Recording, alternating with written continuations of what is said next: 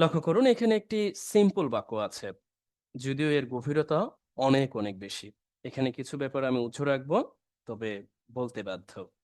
লক্ষ্য করুন, আমরা যদিও সিম্পল কমপ্লেক্স কম্পাউন্ড শিখতে যাচ্ছি অ্যাজ এ রাইটিং এবং অর্থ উদ্ঘাটন রিডিং স্কিলের অংশ হিসেবে, তারপরও কিছু ব্যাপার উজ্জ্ব রাখাটা জরুরি বটে। আমি যখন প্র্যাকটিস করছি তখন লক্ষ্য করবেন। শরীফ উসমান বিন হাদিব ওয়াজ ব্রুটালি, এই অংশটা দেখে নেবেন, বাই মাস্ক অ্যাসাইলেন্টস। তার মানে অর্থটা দাঁড়ায় যে শরীফ ওসমান বিন হাদি, যিনি মূলত নির্দয়ভাবে কি হয়েছিলেন, আহত হয়েছিলেন এই মাস্ক অ্যাসাইলেন্ট যারা আছে তাদের আক্রমণে। আচ্ছা, সঙ্গত কারণে কিছু ব্যাপার উজ্জ্ব রাখলাম, কারণ আপনারা যখন আমার ভিডিওটি দেখছেন এইটা দেখতে মানে কিছুটা ঝামেলা হতে পারে, কারণ সেনসিটিভ ব্যাপার, এই বিষয়গুলো ডিটেক্ট করে সাধারণত সোশ্যাল মিডিয়া। আচ্ছা, এখন এই সিম্পল বাক্যটাই আমরা একটু জটিল করে ফেলতেছি। সেটা কেমন? এই সম্পর্কে আমরা একটু অতিরিক্ত তথ্য দিচ্ছি। অতিরিক্ত তথ্য হচ্ছে আমরা প্রেজেন্ট পার্টিসিপল ব্যবহার করে এখানে আমরা আরো কিছু তথ্য দিচ্ছি যে resulting his untimely day, we know well, যে যার ফলশ্রুতিতে বা যার ফলে তার অকাল প্রয়াণ ঘটে। আমরা অবগতও বটে। লক্ষ্য করেন এই অংশটা হয়তোবা আমার মুখে শুনে আপনার তেমন একটা বোধগম্য নাও হতে পারে। আমরা একটু দেখার চেষ্টা করি। এইখানে অর্থটা আছে। এখন আপনার প্রশ্নটা জাগবে ঠিক এই জায়গায় যে রিজাল্টিং ইন এটা কেমনে অর্থ দেয়? আমরা তো অহরহ পাই। এটা কি আমাদের লেখালেখিতে ব্যবহার করতে পারবো? কেন নয়? অবশ্যই ব্যবহার করতে পারবেন। এবং আপনি এটিকে স্ট্যান্ডার্ড ইংরেজি লেখালেখির অংশ হিসেবে দারুণভাবে এপ্লাই করতে পারবেন। এট দ্য সেম টাইম আপনি যখন পড়তে যাবেন ইংরেজি, তখন অর্থ উদ্ঘাটনে দারুণভাবে অ্যাপ্লিকেবল হবে বলে আমি আশা ব্যক্ত করি। এইটা অনেকটা এইরকম। দেখুন, আমি কিন্তু বলেছি এই ঘটনাটা কিন্তু একেবারে সিম্পল বাক্য হিসেবে এখানে আছেই। বাট সিম্পল বাক্যের মাঝে আমি আরো অতিরিক্ত কিছু তথ্য সংযোজন করেছি, যার জন্য আমি প্রেজেন্ট পার্টিসিপল ফ্রেজ এর সাহায্যটা নিয়েছি। প্রেজেন্ট পার্টিসিপল ফ্রেজ বলতে এই অংশটা প্রেজেন্ট পার্টিসিপল, এর সাথে আরো কিছু যুক্ত করে দিয়ে বলছি প্রেজেন্ট পার্টিসিপল ফ্রেজ, যে যার ফলে তার অকাল প্রয়াণ ঘটেছে। আচ্ছা, এখানে এই যার ফলে অর্থটা কিভাবে দিচ্ছে? এটাকে আপনি আপাতত ধরে নিতে পারেন অনেকটা কজের মতো করে। CAUS লিখি না, কজ মানে কারণ হওয়া, ঐরকম। রিজাল্টিং ইন একসাথে অ্যাপ্রোপ্রিয়েট অংশ হিসেবে আপনি এই কজ এর মতো করে অর্থ নিতে পারেন যে কজ কারণ হয়। হি ইজ আনটাইমলি, এই অংশটা আপনি পড়ে নেবেন। আচ্ছা, এখন আপনার কাছে সিম্পল বাক্য এত জটিল। আচ্ছা, এটাকে আমি একটু সহজ করে দিই। ধরুন এটাকে আমি কমপ্লেক্স এ লিখতে যাচ্ছি। তাহলে কমপ্লেক্স এ লেখার জন্য আমাকে কি করতে হবে? আমাকে এই অংশটা ঠিক রাখলাম। আচ্ছা, এই অংশটার অর্থটা ইতিমধ্যে এখানে দেওয়া আছে। আপনারা দেখে নেবেন। আচ্ছা, এরপরে আমরা এই প্রেজেন্ট পার্টিসিপল যুক্ত অংশটা বোঝার জন্য এই পুরো বাক্যটাকে রিফার করতে আমরা বরাবরের ন্যায় একটা রিলেটিভ প্রোনাউন হুইজ ব্যবহার করতে পারি, যেটা আমি ইতিমধ্যে আপনাদেরকে আমি অবগত করেছি।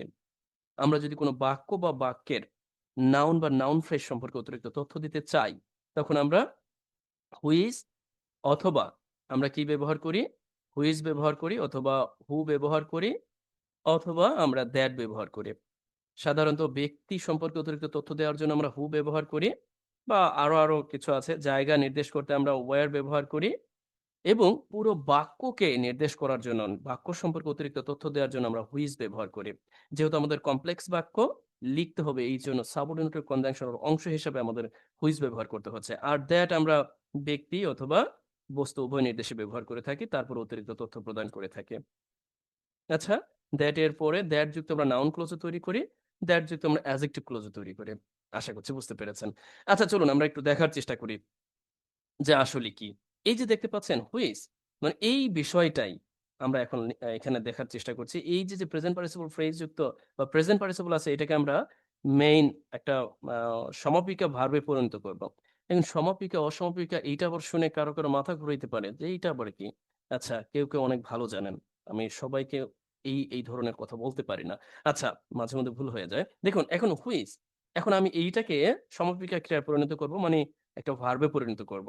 রিজাল্টেড ইন। আচ্ছা, এরপরে আমি এই বাকি অংশটা লিখে দিব। আপনি পড়ে নিবেন। হি ইজ আনটাইমলি, এই অংশটা আপনি পড়ুন। দেখুন তো, এখন এইটা এইভাবে অর্থ দিচ্ছে। এখন আপনি একটু পড়ুন। তাহলেই বুঝতে পারবেন যে যা তার অকাল প্রয়াণের কারণ হয়। এখন বোঝা যাচ্ছে না? এখন আপনি যখন লেখালেখি করতে যাবেন, তখন এই অংশটা বা এই বাক্যটা ঠিক যেই অর্থটা দেয়, এই সিম্পল বাক্যটা ঠিক একই অর্থ দেয়। এখন আপনার ইচ্ছা আপনি কোনটা দিয়ে লিখবেন। আবার আপনি চাইলে কিন্তু এটাকেও স্বাধীনভাবে লিখতে পারেন। আবার এই অংশটাকেও স্বাধীনভাবে লিখতে পারেন। সেটা কেমনে? যাকে আমরা বলছি কম্পাউন্ড সেন্টেন্স। আচ্ছা চলুন আমরা দেখার চেষ্টা করি সমস্যা কোথায়? এই অংশটা আমি স্বাধীনভাবে লিখলাম। আবারও আমি এই অংশটাকেও স্বাধীনভাবে লিখলাম। আমি বললাম যে এই অংশটা এই হলো এই, যার ফলে এই ব্যাপারটাই মানে এই this দিয়ে আমি নির্দেশ করলাম এই বাক্যটাকে। যে এই ব্যাপারটাই led, এখন বলতে পারেন কি রে led? হ্যাঁ, led এবং resulted in, অথবা আপনি cause একই অর্থে একটা আরেকটার অল্টারনেটিভ হিসেবে ব্যবহার করতে পারেন। যদিও কারো কাছে ব্যাপারটা জটিল মনে হতে পারে। led এর আরো অনেকগুলো অর্থ আছে। led to, led শুধু না, আমরা বলতে পারি led, led এর যে পাস্ট ফর্ম তা হচ্ছে led। এই led to আর এই resulted in একই অর্থ দেয়। আপনি যখন পত্রিকা পড়তে যাবেন অহরহ পাবেন। ইভেন আপনি যখন IELTS রিডিং প্যাসেজ পড়তে যাবেন তখন পাবেন। তাছাড়া আপনি যখনই এই জাতীয় ব্যাপারগুলোকে দেখবেন তখনই আপনি এগুলো পাবেন। সুতরাং আমি আশা করছি যে এখান থেকে আপনারা ২ টা ব্যাপার দারুণভাবে আত্মস্থ মানে বুঝতে পারবেন বা উপলব্ধি করতে পারবেন।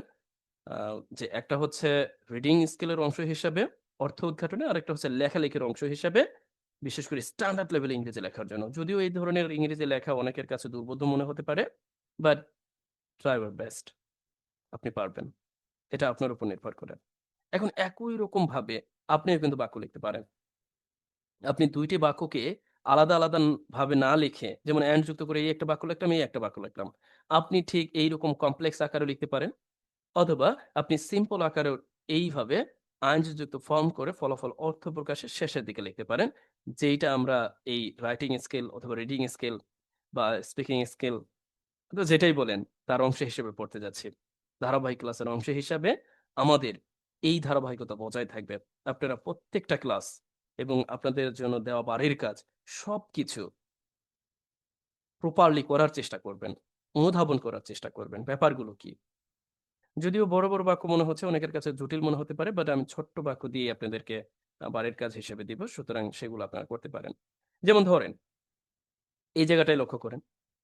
এই যে ঢাকাবাসীরা সাধারণত কি ট্রাফিক জ্যাম ফেস করে।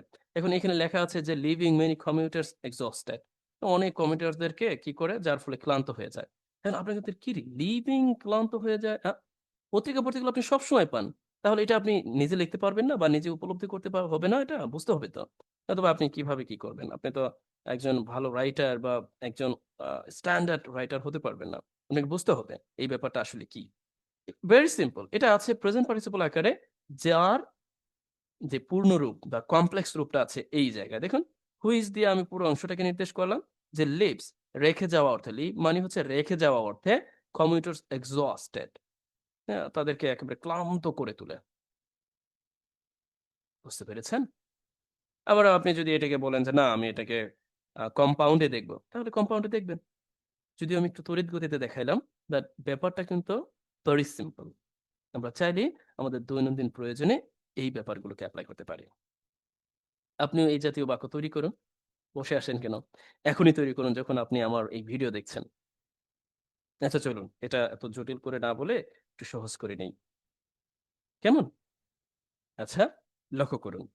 Here we see Dhaka's dwellers. আচ্ছা, ঢাকা ডুয়েলার্স আমরা একসাথে লিখে দেব ঢাকাস ডুয়েলার্স, এভাবে আমরা বলতে পারি যে ঢাকার যে বাসিন্দারা, এভাবে বলতে পারি। আচ্ছা, ঢাকার বাসিন্দারা সাধারণত ফেস সিভিয়ার ট্রাফিক কনজেশন, তারা তীব্র যানজট ফেস করে।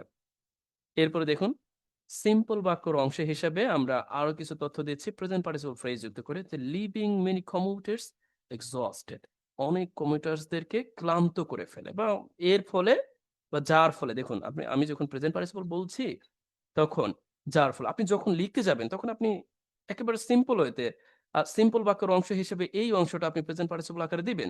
যার ফলে এরপরে আ যেই অবজেক্ট যারা আরকি যাদেরকে ক্লান্ত করে রেখে যাচ্ছে তাদেরকে লিখলেন। exhausted ক্লান্ত অথবা বোরিং বা বোর যেটাই বলতে পারে। এই অংশটা আমরা মূলত এইখানে অ্যাডজেক্টিভ আকারে দিচ্ছি। আচ্ছা, ক্লান্ত করে রেখে যায়। হলো? এটা হয়তোবা আমাদের কাছে দুর্বোধ্য মনে হতে পারে। তো এই একই বাক্য আমরা যখন কমপ্লেক্স এ বলছি, এই অংশটা ঠিক আছে, সবই ঠিক থাকবে। এখন এই বাক্যকে নির্দেশ করার জন্য আমি কি ব্যবহার করলাম? একটা হুইজ ব্যবহার করলাম। কারণ আমাকে এই অংশটা প্রেজেন্ট পার্টিসিপল লেখার পরিবর্তে আমাকে লিখতে হবে একটা ক্লোজ আকারে। যেই ক্লোজটাই মূলত এই কমপ্লেক্স এ বাক্যটা করলাম সেটা নির্দেশ করে। এখন কমপ্লেক্স করার জন্য আমাকে এই বাক্য সম্পর্কে অতিরিক্ত তথ্য দিতে হুইজ ব্যবহার করতে হয়েছে। এরপরে প্রাসঙ্গিকতা ক্রমে যেহেতু এইটা প্রেজেন্ট এ আছে, প্রেজেন্ট সিম্পল এ আছে, এটা আমরা প্রেজেন্ট সিম্পল এ ভার্ব ব্যবহার করলাম যে যেই বিষয়টা। আর আমরা মূলত এই লিভস কেন সিঙ্গুলার ব্যবহার করেছি? কারণ পুরো বাক্যকে রিফার করলে আমরা সিঙ্গুলার হিসেবে নেই। যেটা বারবার বলছি। এইজন্য আমরা এইখানে হুইচ এর পর লিভস ব্যবহার করলাম যে মেনি কমিউটার্স এক্সহস্টেড যাদেরকে ক্লান্ত করে রেখে যায়। এই একই বক্তব্য আপনি আবারও যখন কম্পাউন্ডে বলতে যাচ্ছেন ২ টা বাক্য হিসেবে ঢাকার আ যারা আছে এরা অনেক ট্রাফিক জ্যাম ফেস করে মারাত্মক এবং মেনি কমিউটার্স অনেকেই এক্সহস্টেড হয়। এখন আপনার কাছে মনে হতে পারে কিরে এই ভার্বটা এখানে উধাও হয়ে গেল কেন? আপনি যখন কম্পাউন্ডে লিখতে যাচ্ছেন তখন প্রাসঙ্গিকতা বজায় রাখার জন্য আপনি আপনার মতো করে ভার্ব লিখবেন, সমস্যা নেই। অথবা আপনি এখানে এটা না দিয়ে এটাও দিতে পারেন। যে এইখানে আপনি ধরেন এই হুইস এর পরিবর্তে আপনি এখানে ইট ব্যবহার করলেন। ইট এরপরে আপনি এখানে ব্যবহার করলেন এ লিভ এটা ব্যবহার করে দিলেন। LEAVE এরপরে এই যে মেনি কমিউটার্স এরপরে এক্সহস্টেড এটা দিয়ে দিলেন। এটা দেওয়ার দরকার নেই। মানে আমি বলছি আপনি লেখালেখির জন্য এই ব্যাপারটাকে বজায় রাখবেন। আপনি লেখালেখির বেলায় কি বলবেন যে, "ও এই সিম্পল থেকে কমপ্লেক্স করতে হবে, এইটা মেইনটেইন করতে হবে।" ভাই এত কিছু তো দরকার নেই। Very simple. আপনি যখন কমপ্লেক্স এ লিখবেন তখন আপনাকে মূলত বাক্য সম্পর্কে অতিরিক্ত তথ্য দেওয়ার জন্য এইভাবে লিখতে হবে। যদিও অ্যাডভার্বিয়াল ক্লজ আছে এটা ওটা আমাদের বাক্যের প্রয়োজন হয়। বাট এইখানে আমাদের একটা আ মানে অতিরিক্ত তথ্য দেওয়ার জন্য ক্লজ যুক্ত করতে হয়েছে। এখন ক্লজটা আমি যুক্ত করে দিলাম। যেটাকে আমরা রিলেটিভ ক্লজ বলি। আচ্ছা, এটা আমাদের না দিলেও অর্থ দিচ্ছে বাক্য। এরপরে আমরা এখানে স্বাধীন বাক্য হিসেবে ২ টা ব্যবহার করলাম। বাক্যের প্রয়োজনে আমরা এখানে ইট আনতে পারি। ইট এনে এই যে ভার্বটাকে প্রধান ভার্ব হিসেবে এখানে আবার লিখে দিতে পারি। হয়ে গেল। Have you got my words? আমার এই ব্যাপারগুলো, আমার এই যে আমি যে কথাগুলো আপনাদের সামনে উপস্থাপন করলাম, এই ব্যাপারগুলো যতক্ষণ পর্যন্ত আপনি উপলব্ধি না করতে পারবেন, ভালোভাবে না বুঝতে পারবেন, সত্যি বলছি, ইংরেজি আপনার জন্য জটিল। যদি কঠিন মনে হয়, তাহলে আমি আবার বলব আপনি শুরু থেকে দেখুন। আমাদের যে সেন্টেন্সের ক্লাসগুলো ধারাবাহিকতা বজায় আছে, এই ক্লাসগুলোকে বারবার দেখুন। এই ক্লাস কিন্তু এখানেই শেষ না। আমরা সিম্পল কমপ্লেক্স কম্পাউন্ড আকারে দেখছি। আমরা কিন্তু আবারও সেই প্রেজেন্ট পার্টিসিপল আকারে দেখব। আমরা কিন্তু সেই কনজাংশন এর আলোচনায় পাবো। আমরা কিন্তু সেই প্র্যাকটিক্যাল ক্লাসের অংশ হিসেবে আমরা আ আপনার আ যখন কানেক্টরস আছে, সেই জায়গায় আমরা পাবো। আমরা কয়েকটা বাক্যকে কিভাবে যুক্ত করে দিতে পারি, সেখানে আমরা পাবো। বাট এইটা হচ্ছে প্রাইমারি আলোচনা, যদিও অনেকের কাছে জটিল। আচ্ছা, চলুন পরবর্তীতে আমরা দেখার চেষ্টা করি আসলে কি করণীয়। হিয়ার উই সি একই বাক্য বাট অনেক বেশি জরুরি। যে ব্যাপারগুলো আপনি না জানলেই নয়। আপনাকে মানে এক কথায় আপনাকে জানতে হবে। এই জাতীয় বাক্যগুলো আপনি যদি তৈরি করা শিখেন, সত্যিকার অর্থেই আপনি দারুণ কিছু করতে পারবেন।